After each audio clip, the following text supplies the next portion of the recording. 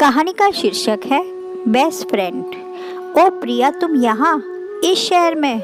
Really this is a great surprise for me. Avinash कान से mobile लगाए मुदित मन से बोला। यहाँ से जो ट्रेन बदलनी थी किन्हीं कारणों से वो कैंसिल हो गई। अगली ट्रेन शाम को 5 बजे है, अभी सुबह के 8 बजे हैं। मैं होटल में रुकना चाहती थी, फिर याद आया तुम इसी शहर में हो, सोचा मिलती चलूं।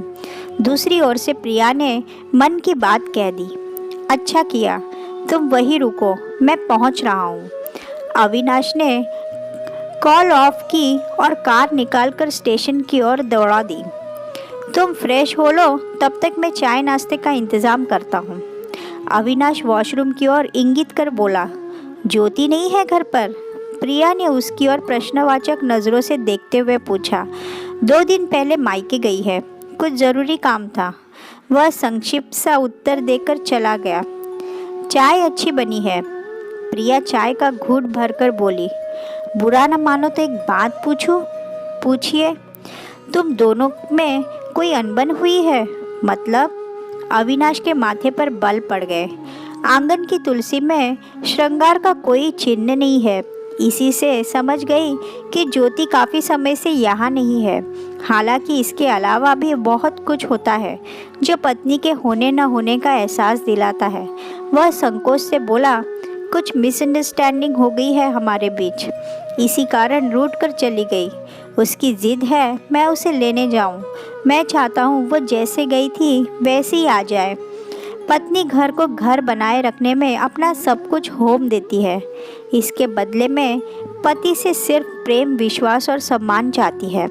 ज्योति को कॉलेज से जानती हूँ और तुम्हें भी अच्छे से समझती हूँ।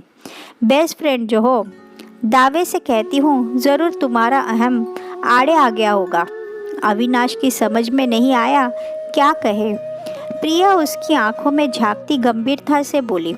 स्त्री अपना घर यूं ही नहीं छोड़ती, उसकी सहन शक्ति की सीमा होती है।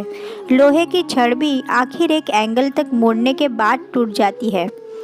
टूटे रिश्तों की चुभन कभी चैन से नहीं जीने देगी। इसकी कसक जीवन को नासुर बना देती है।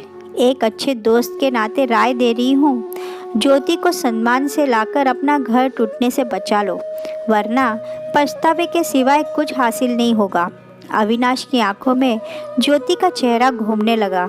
उनके बीच जो कुछ भी हुआ था उसमें अधिकतर गलती उसकी ही थी। प्रिया ने सही वक्त पर उसकी आत्मा को झिंझोड़ दिया था। थैंक्स प्रिया, वह भावुक होकर बोला। शायद मेरी आंखें खोलने के लिए ही तुम्हारी ट्रेन कैंसिल हुई थी। शाम को तुम्हें स्टेशन छोड़ने के बाद सीधा ज्योति को लेने जाऊंगा। उसके भीतर जल्दी से जल्दी ज्योति के पास पहुंचने की बेचैनी कुलबुलाने लगी थी।